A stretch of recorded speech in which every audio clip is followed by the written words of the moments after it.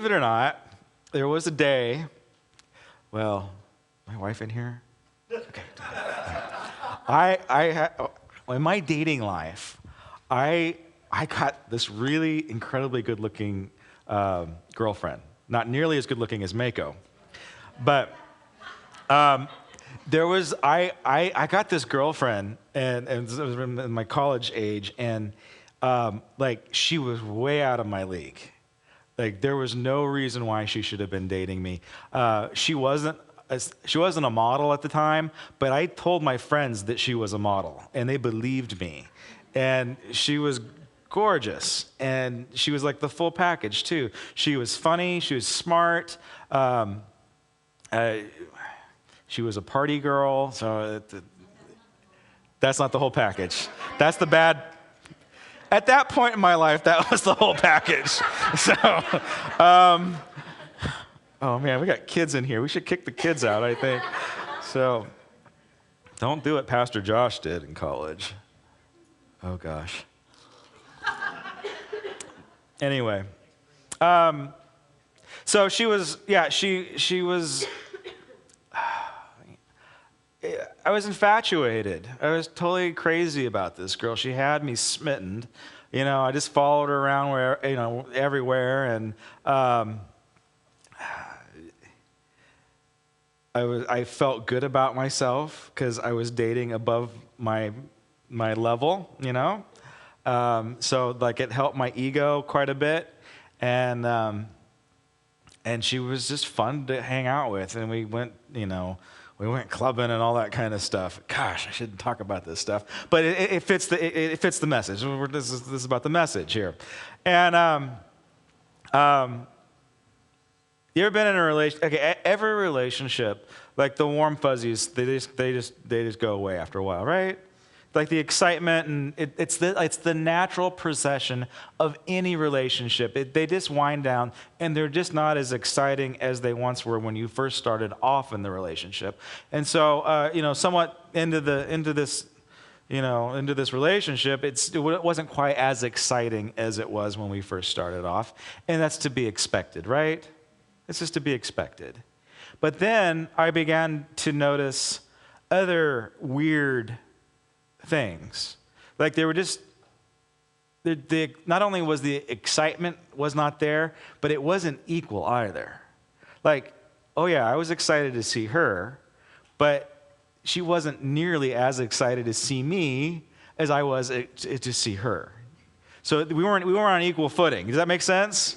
So there was a little bit of an imbalance there. And then I noticed that there was some not necessarily tension, but some separation, and we just didn't talk as long as we used to, and we didn't hang out as long as we used to, and so there was a little bit, I just started to fizzle a little bit, and then I started noticing some other weird things.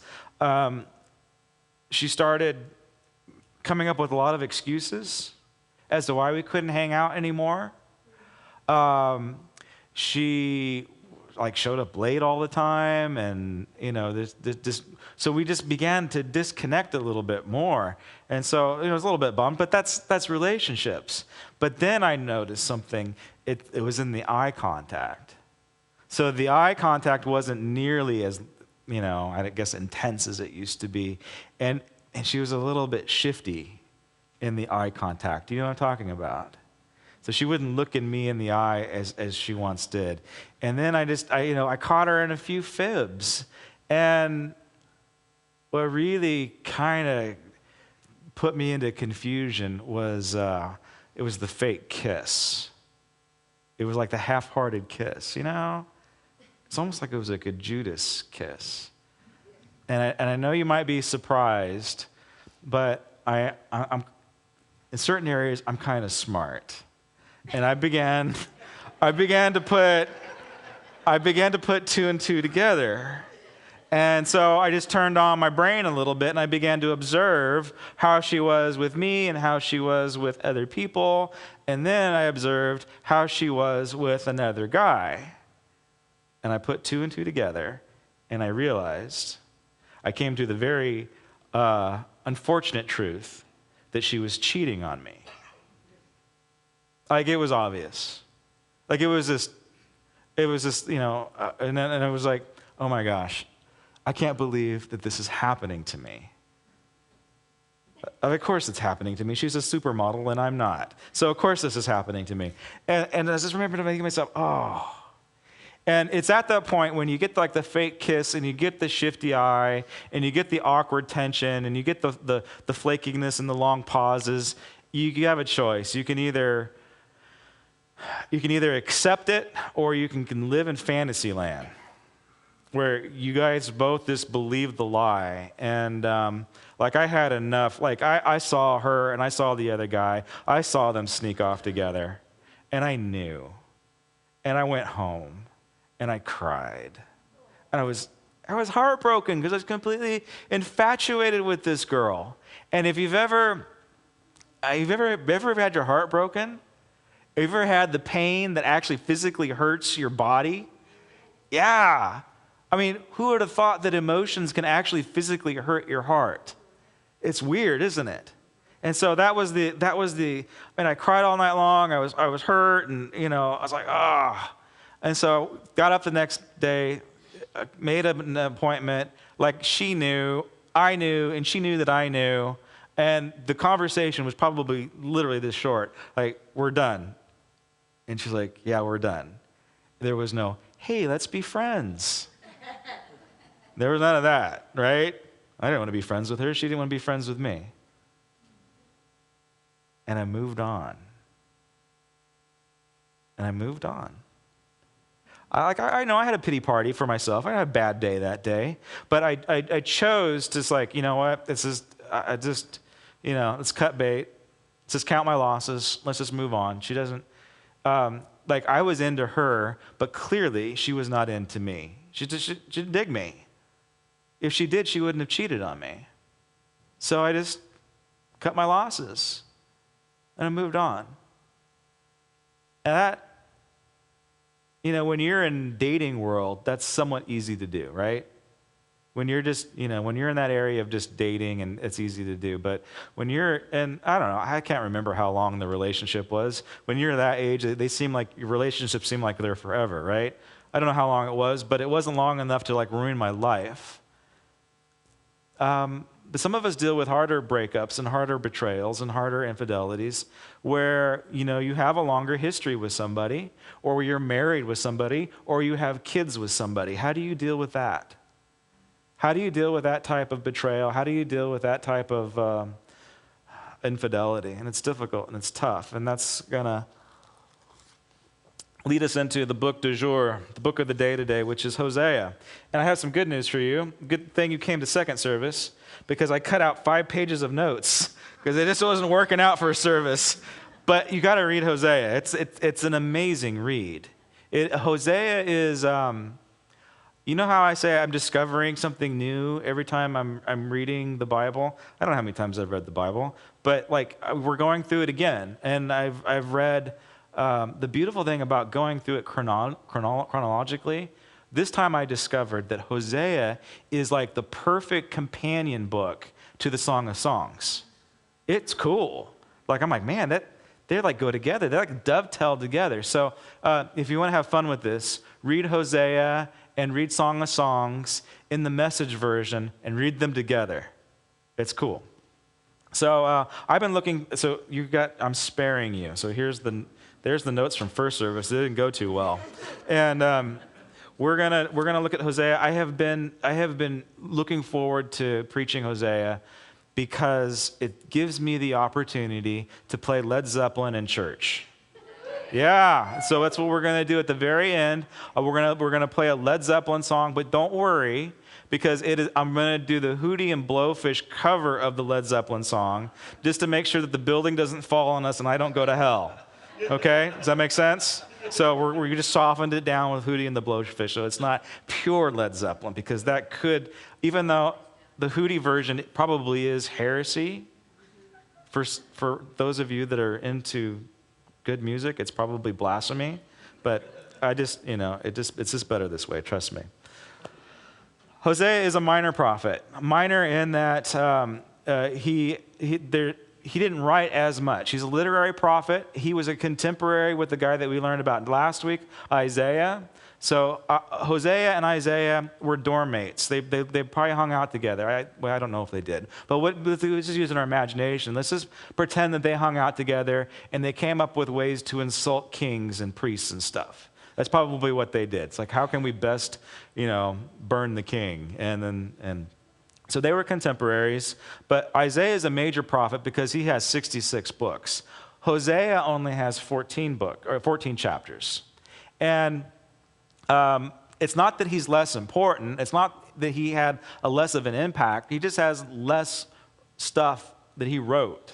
But it is very important, and it really gets into the theme of what we're looking at in the whole context. The Bible would not be complete if it wasn't for Hosea. So let's dig in. And if you want to follow along, you can. I'm going to be reading this in a version that you might not have.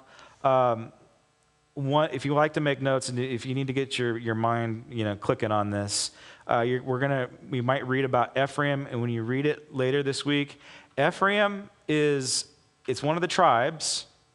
All right, class, who are the naughty kids? With the nation of Israel, right?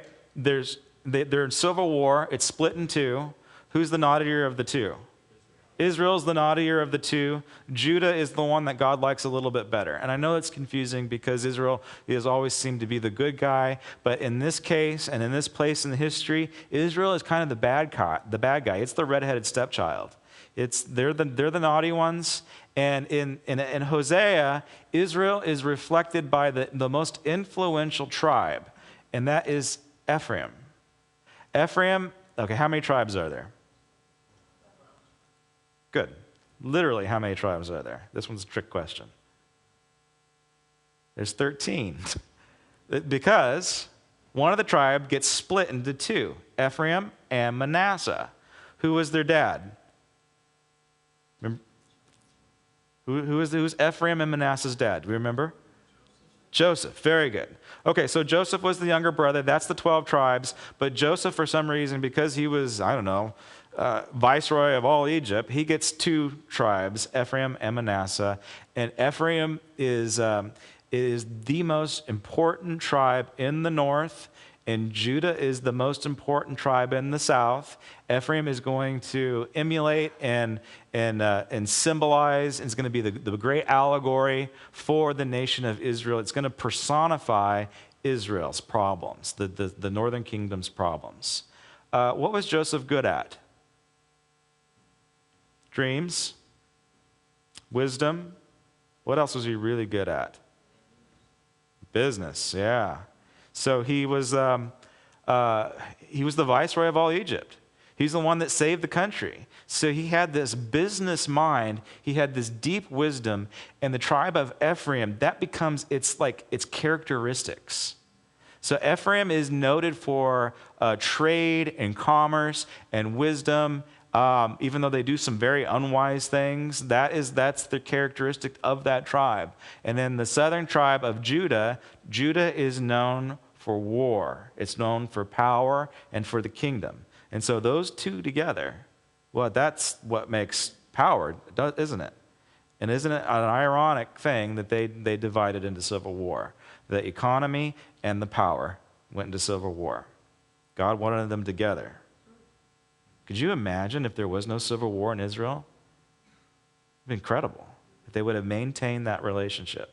And that was God's plan, and I'm not going to get to it, but if you read Hosea, you will see God's plan and how it was thwarted. All right, so Ephraim is going to symbolize Israel in this book. Okay, chapter 1, verse 1. This is God's message to Hosea, son of Beeri. It came to him during the royal reigns of Judah's kings, Uzziah, Jotham, Ahaz, and Hezekiah. This was also the time of Jeroboam. He's the bad guy who caused the civil war. He caused the rebellion, the sin of Jeroboam. Son of Joash, the king over Israel. All right, ready for this? How many people want to hear from God? Maybe you haven't yet. Listen to this. The first time God spoke to Hosea, he said, find a whore and marry her. How would you like to get that? Like, oh God, speak to me. I need to hear your voice. I'm so confused. And God says, I want you to go to Holt Boulevard and get you a whore and marry her. You need to go find yourself a gigolo and marry him. How would you like that? God is saying to Hosea, I want you to be a living illustration. And that's what we're looking at here. We're looking at a living illustration. Hosea not only writes about the Bible, he illustrates it. It's I don't know, it's kind of a bummer. Find a whore, marry her. You make this whore the mother. Do you like this language? No. And you thought Led Zeppelin was going to offend you today in church. The Bible is more offensive than my Led Zeppelin song, I guarantee it. And this is like the tamed down version. All right. There's some really graphic stuff in Hosea. Can't read it in church. Can't read the Bible in church. Wow. Make the whore the mother of your children. And here's why. This whole country has become a whorehouse, unfaithful to me, God. Hosea did it. He picked Gomer. I wish they would have changed the name. Because everybody in your mind, you're thinking of Gomer Pyle. If you're older than I am, you're thinking of Gomer Pyle like in Drag or something. And so, I don't know, what are you going to do? Everybody, they have no idea what Gomer is. They just know it's a weird name. Look it up on YouTube or something. Go just search Gomer Pyle.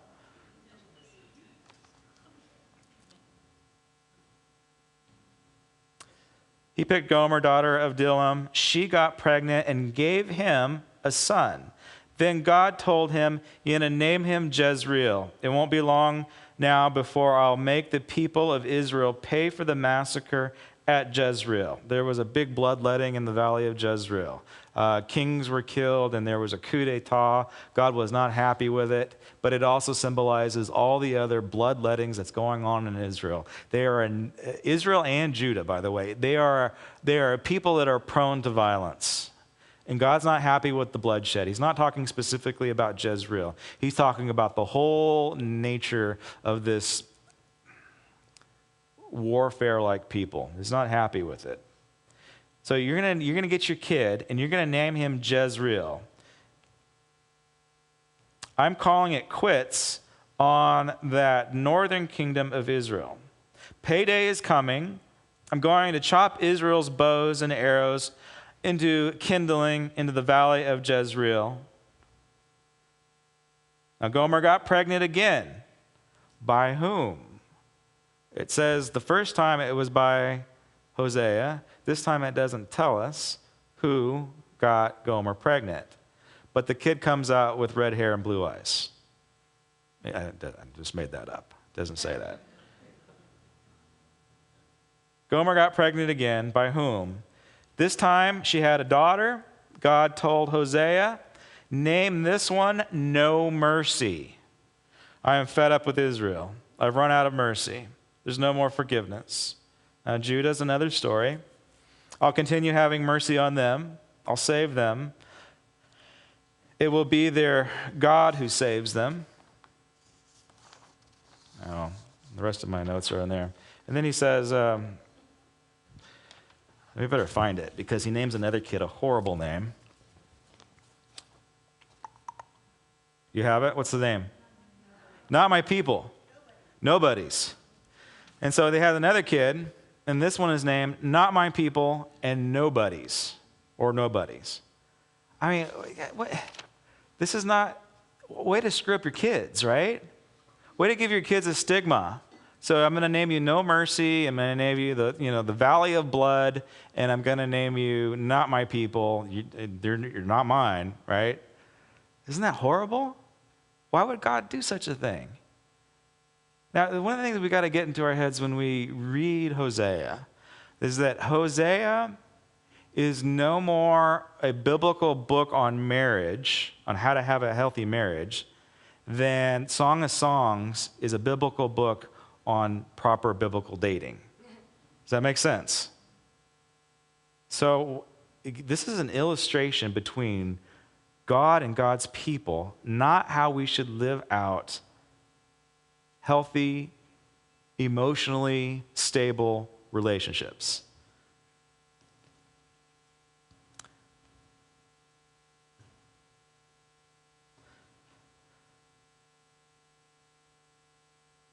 I'm going to skip the whole section on idols. God just tears into them about all the idols that they make, all the prostituting that they do spiritually, all the selling out, and all even the priests do it. So the priests they're just as guilty as everybody else. Hosea says that you can look at a priest and you can't tell the difference between a priest and all the other pagans in the world. They look no different, and they've completely compromised on the message. And so that's what they get into. Now, I need to make this very practical, yet very spiritually poignant for us, or else this is not going to connect. Like I said earlier, for me, in my college dating years, I was able to move on pretty quickly. Did I love this girl? I don't know. Maybe I did, maybe I didn't. The point is, I moved on, right? And what would it be like if God said, I want you to be faithful to this party girl for the rest of your life? That would be a difficult thing to get down, right?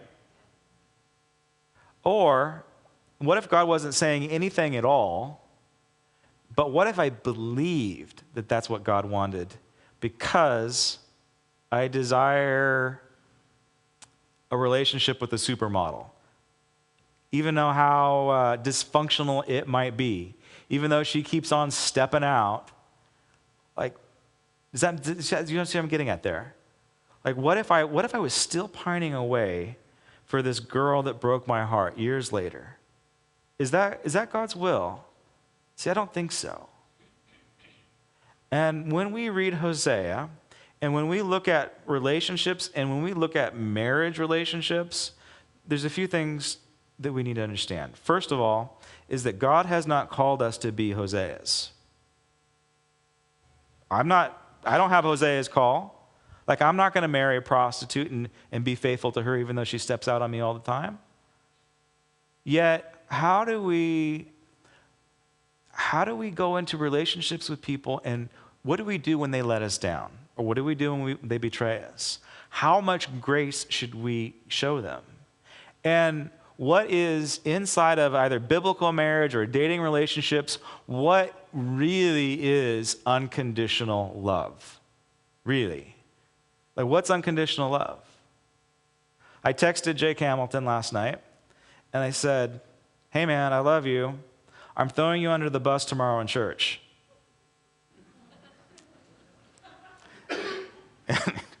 And I explained why, but this is why.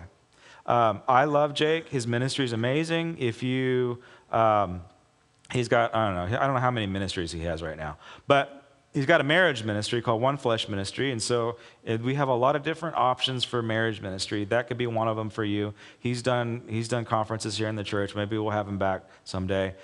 Kathy Gilkey's going to be doing another marriage course coming up. You need to invest in your marriage. But the point was, the reason why I'm throwing him under the bus is because he said, and there's truth to this. I'm not saying he's completely wrong. I'm just saying I disagree with him. Because his statement is, Christians, the divorce rate with Christians is the same as the secular world. I guess that's true. And we ought to be living differently as Christians, right? Our divorce rate should not be as high as the secular world. That's just a bad witness. It's a bad example. If anything, the world should be looking at our marriages and they should be saying, oh my gosh, I want that. Like, that is what my heart desires. But the truth is, they don't. A lot of times, the world, even our kids look at our marriages and like, oh my gosh, I'm never getting married, right? Mom and dad fight all the time, and they hate each other's guts, so why would I want that? So we really do need to take a look at Christian marriage, and the world needs to envy us. and not bash us. They need to see us as models of holiness in our marriages. And we have the opportunity to do that. It takes work. It takes time. You have to do the time, right? You have to do the time in your marriage. In any relationship, even in dating relationships have to be done right. Don't date supermodels. Lower your expectations. Or maybe, I don't know, maybe you're dating below yourself. Maybe you need to quit dating bad boys and trash. Oh, man. All right, here we go.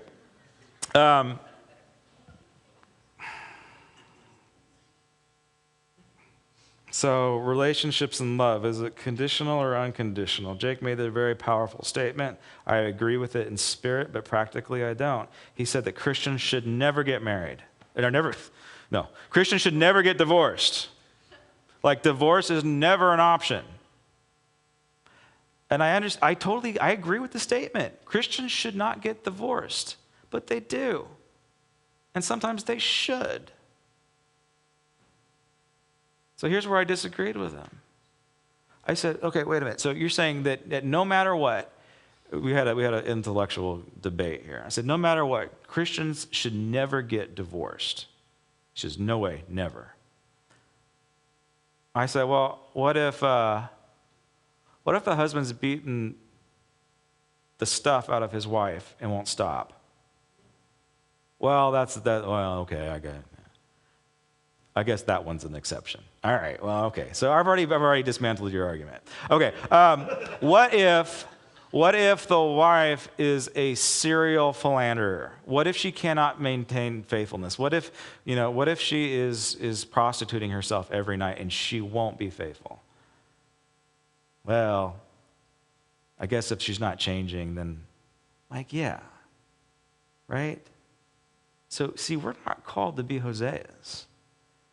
And this was, again, I had a tweak since first, not tweak sounds like I'm having issues. I had to change the message from first service because the dimensions of grace are more than we can possibly understand. And we have a counseling ministry in the church that's very important. It's very significant. If you're struggling in your marriage, it's like last week's sermon. You need to do the time, and you need to get yourself into marriage counseling.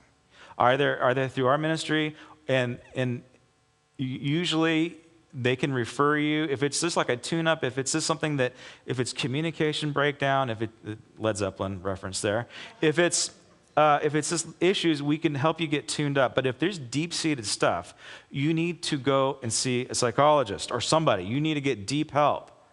Like, we can help you in certain areas. We'd love to pray for you, but I'm not going to be your best marriage counselor in the world, because I'm just going to say, what's your problem? Don't do that. And that's going to be the extent of it.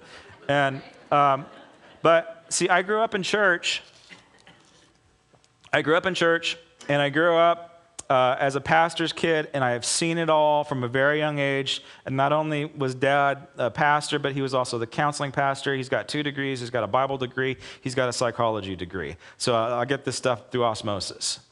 But I witnessed so many different scenarios. One, which is very weird to me, but I mean, I guess biblically, it kind of like spiritually, super spiritually, it makes sense.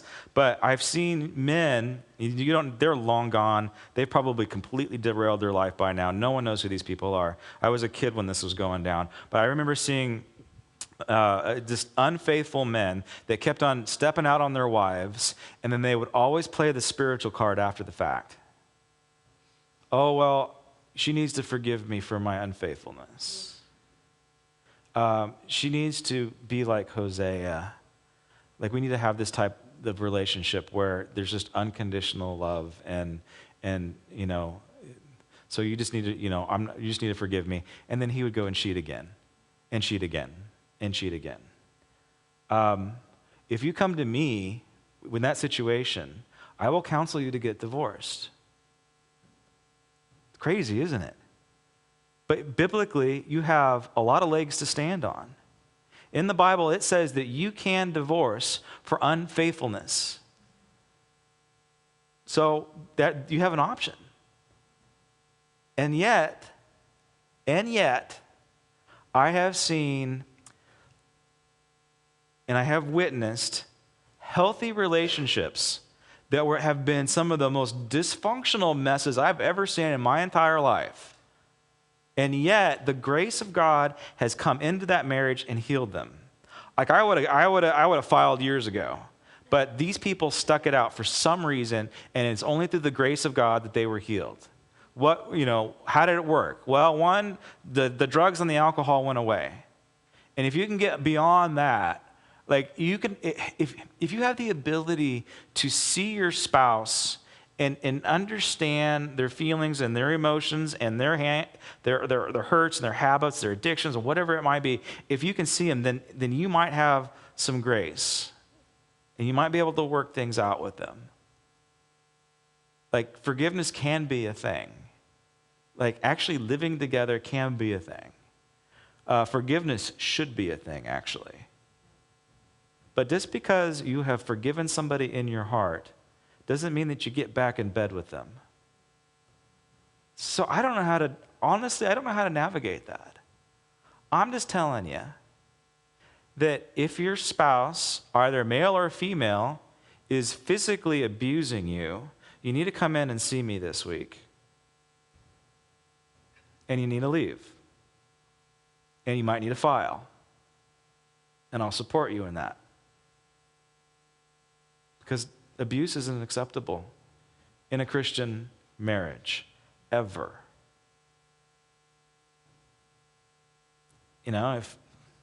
If your wife's scratching your eyes out, you need to take care of it now.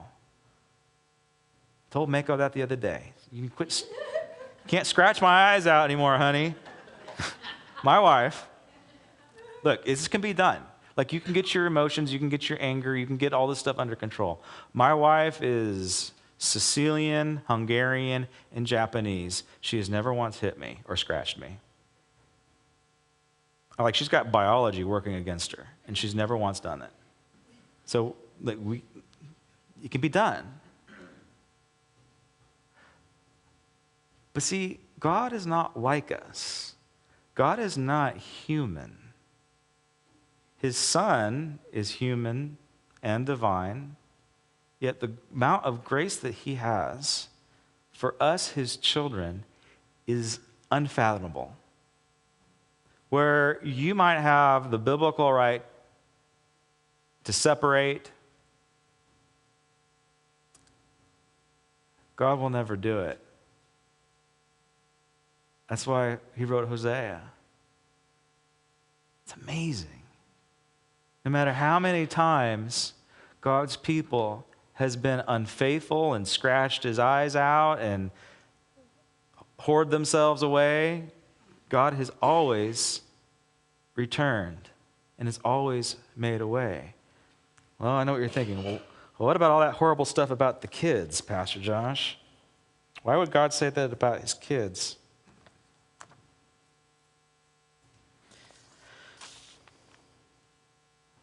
This is what Hosea is cool because this is what God saw in both Judah and Ephraim.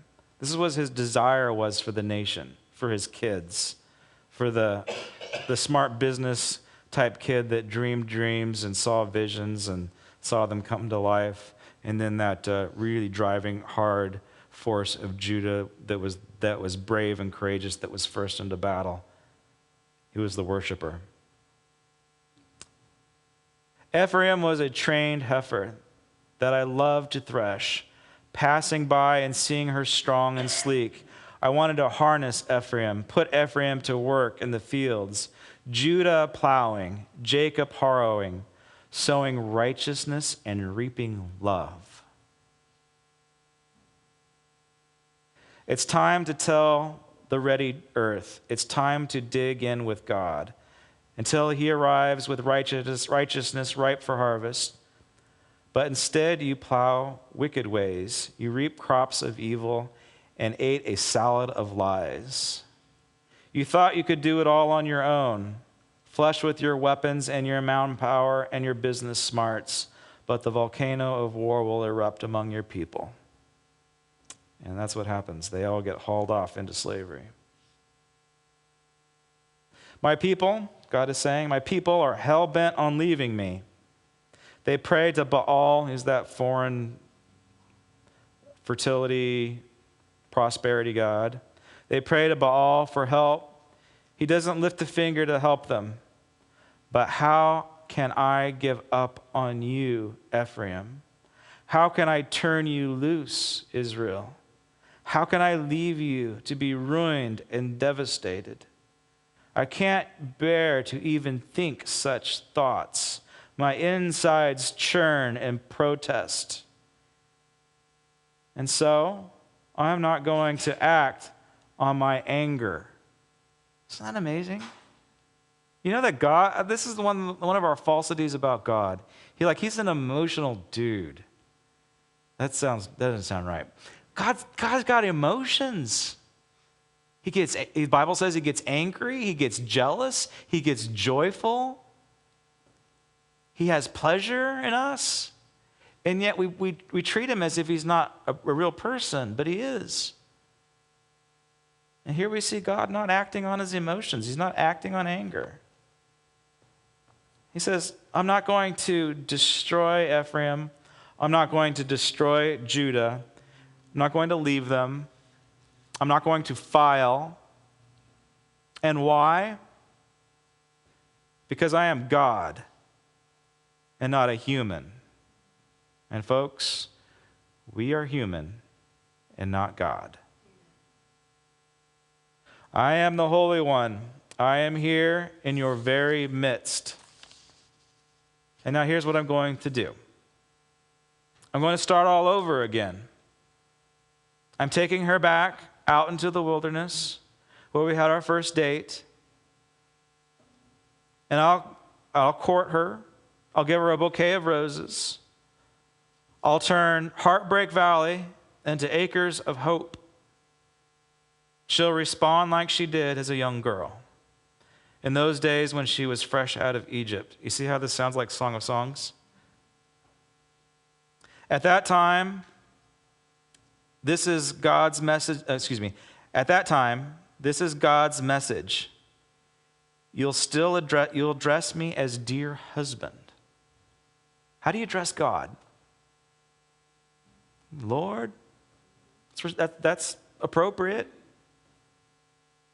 Should also address him as dear husband, as friend, as brother, as savior.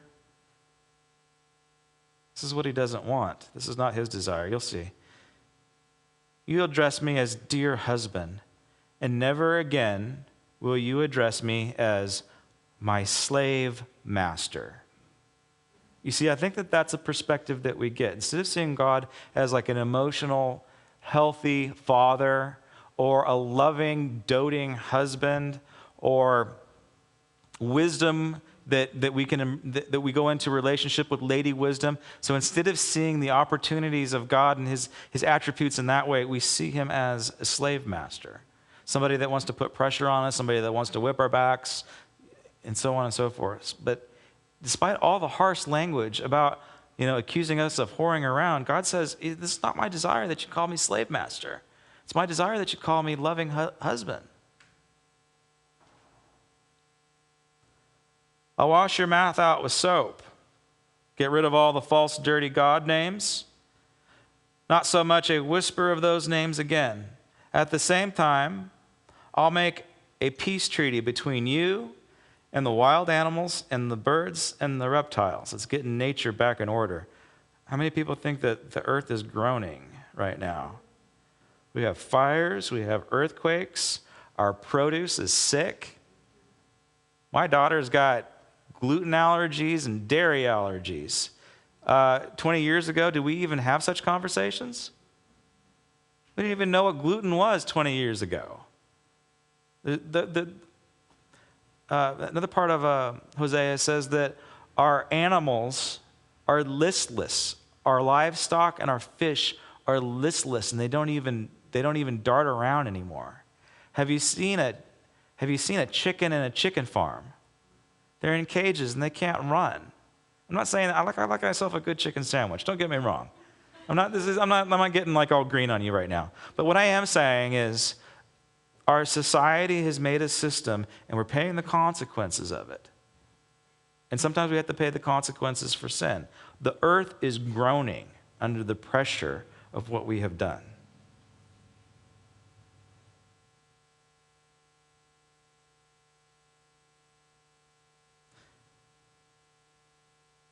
And I want you to get rid of all the weapons of war. Think of it. You're going to be safe from not only the natural elements, from bullies as well. And then I'll marry you for good, forever. I'll marry you true and proper, in love and tenderness. And yes, I'll marry you, and I'll never leave you, nor will let you go. You'll know me, God, for who I really am. On the very same day, I'll answer. I'll answer the sky, and the sky will answer the earth. The earth will answer with grain and wine and olive oil, and they will all answer Jezreel, that bloody valley. I'll plant in her the good earth. Here we go. I'll have mercy on no mercy. So now he's talking about those children. I'll say to nobody, you are my dear somebody. And he will say to me, you are my God. So you see that? Like God even wants to redeem. Okay, I don't mean this literally. Okay, I don't mean this literally. This is going to sound awful because all this language sounds awful. But this is not. God even wants to redeem our bastard children. Like our spiritual bastard children. Like we've created things that God did not want us to create. And he's going to redeem them. It was not his plan. It was not his idea. These were not his children. But he's going to adopt them. He's going to take nobody and make them somebody. He's going to take that situation that we've messed up, and he's going to turn it around and make it something good. Now here's the take home for today.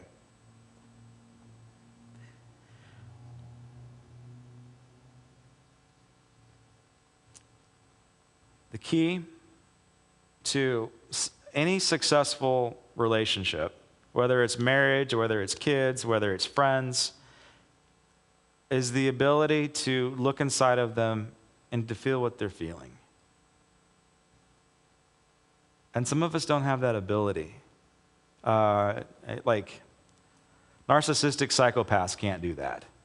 That might be a little harsh. Maybe you're not a narcissistic psychopath. But maybe you're a little self-centered. Maybe it's just all about you looking at you and all your problems and all your issues and what your dreams and what your goals are, and people are a means to an end for you, including your spouse. That's not health. This regular, practical people health is the ability to look inside of them and to empathize with them, to feel their emotions and to feel their pains. That's the hallmark of a successful marriage. So when your spouse ticks you off, or your girlfriend, or your boyfriend, or your kids, instead of, okay, how do you know if you're a narcissistic psychopath or you're selfish? I think it depends on your offense level. Like when people let you down, how offended do you get? Like when people betray you, how deep does it cut? Is it your whole identity based into how people see you or treat you? Or so when they let you down, how bad is it? How offended do you get? When you get offended, do you post it on Facebook? Huh? That's a sign of self-centeredness, because it's all about your feelings. You don't broadcast your pain. You let the Holy Spirit heal your pain and your disappointment and your heartbreak. That's his job. It's not Facebook's job. It's stuff, you don't vent that stuff. Hopefully you can You can wake up in the morning, have a bad day, and move on. So where's your offense level in this stuff? Like, how offended do you get when people let you down? And it is okay to be emotional when people let you down, because if you're not, then you're not human. So you gotta process the stuff out. But the next step is, let's say your spouse or a loved one hurts you. Are you too busy looking at your own hurt in your heart rather than saying, why did that happen? Why did they lash out? Why did that happen in that situation? Are you able to even go back into their history? Can you live your loved one's history? Can you say, you know what? I know the reason why they lashed out in this case, and that's because when they were a kid, this happened. And I understand why they would do that now. I'm not saying that makes everything better, but I'm saying that will help you understand other people's emotions. And that's what it means to be human, is you understand other people's feelings. All right, you want to know what the key to spiritual health and growth to connect with God is? It isn't following his rules. It's actually the ability to tap into God's emotions. Can you empathize with God? All right, let's just say that, okay, again, it's allegory, 100% allegory here. We have been whoring around as a church, and we need to get it together because our lives are falling apart. We're broke, people don't like us, everything's going wrong, and we need God in our lives. And so we are going to turn our heart back to God because our lives are a disaster. Have you ever been in this situation? Oh gosh, I have. I've been in this situation. We all have. We all do it. It's this vicious cycle.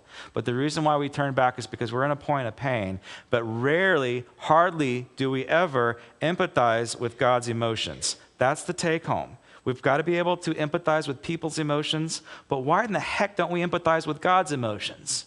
Because he's some weird abstract thought? Have you ever thought once that our actions hurts God's heart? Why are we good? Why do we behave? Is it because we don't want to pay the consequences? Or is it because we don't want to break our Heavenly Father's heart? What is a better motivation? Oh my gosh, folks, he loves us. He loves us so much. And we're too consumed with what we get out of it. I bet you didn't know that God was a hipster, right? You thought that he was Morgan Freeman, but he's this guy. Sorry, that makes sense. That's what God does for us. And we got to understand he gives us more grace. Not just the grace that we received when we came into faith. He gives us more grace. Ever increasing grace. So we have this type of grace where God always comes back. Practically,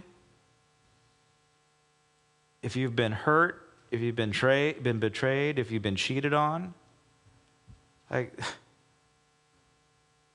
you will have grace to move on. It's there. There's healing grace. God, Holy Spirit wants to heal your heart. That's available. You can move on. Sometimes it's an immediate healing. Sometimes it's a process. But he wants you to move on. And maybe you're on the other side of the coin. Maybe you've been unfaithful. Maybe it was that night you drank too much and you made a mistake. God's got grace for you too. I'm not saying you don't have you might pay consequences, maybe you already did.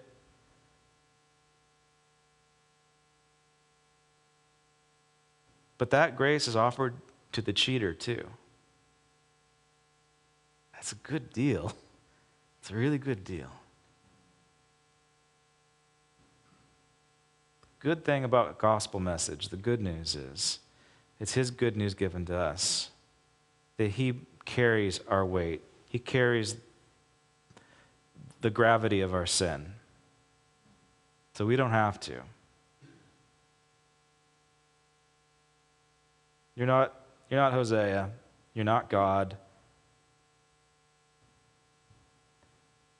He's not making you or calling you to marry a Gomer. But maybe you'll have grace to do it someday. I don't know. But you're not required to. But what we are required to do as Christians is to forgive and is to empathize. Not only for our brothers and sisters in the Lord and everybody else on the planet, but we also have to empathize with God our Father. We have to consider what he feels.